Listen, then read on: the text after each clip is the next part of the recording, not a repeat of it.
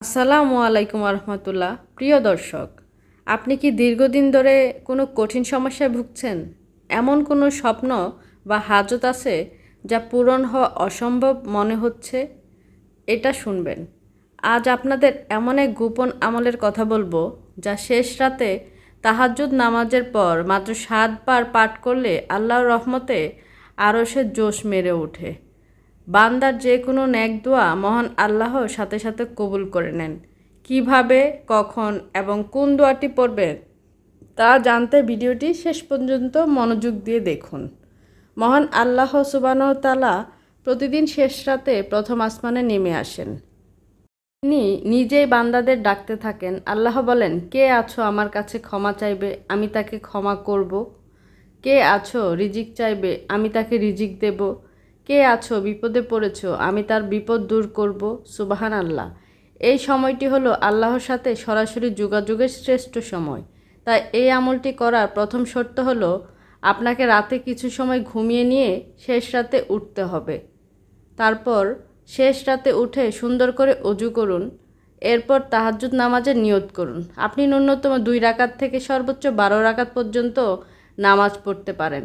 সবচেয়ে ভালো হয় 4 বা 8 রাকাত পড়া। প্রতি 2 রাকাত পরপর সালাম ফিরিয়ে নামাজ শেষ করুন। নামাজ শেষ করে জায়নামাজ থেকে উঠবেন না, সেখানেই গুটিয়ে বসে আল্লাহর দরবারে হাত তুলুন। নিজের মনকে সম্পূর্ণ দুনিয়া থেকে বিচ্ছিন্ন করে আল্লাহর দিকে মনোনিবেশন করুন।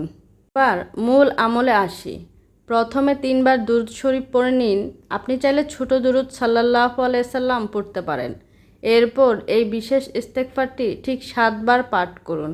দোয়াটি হলো, আস্তাগফিরুল্লাহ আল আজিম আল্লাযী লা ইলাহা ইল্লাহু আল হাইয়ুল কাইয়ুম ওয়া আতুবু ইলাইহি। লেখাটা দিয়ে দিলাম, পড়ে নেবেন।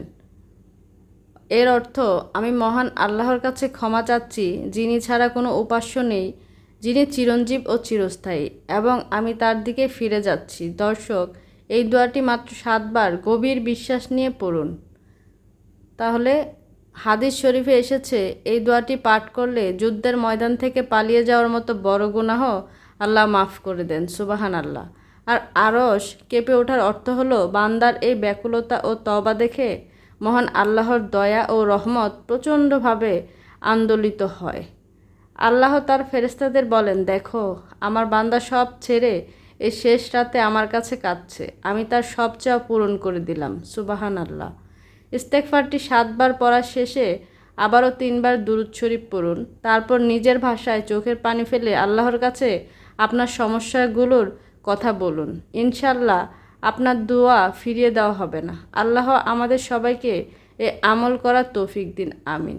ভিডিওটি ভালো লাগলে লাইক ও শেয়ার করে দিন প্রচারে অংশ নেবেন। ইসলাম আমাদের শিখিয়েছে কিভাবে আল্লাহকে ডাকতে হয়। তাহাজ্জুদে অনেকে ফল পেয়েছেন, তাই তাহাজ্জুদে এই দোয়াগুলো পড়ুন। আল্লাহ হাফেজ। আসসালামু আলাইকুম।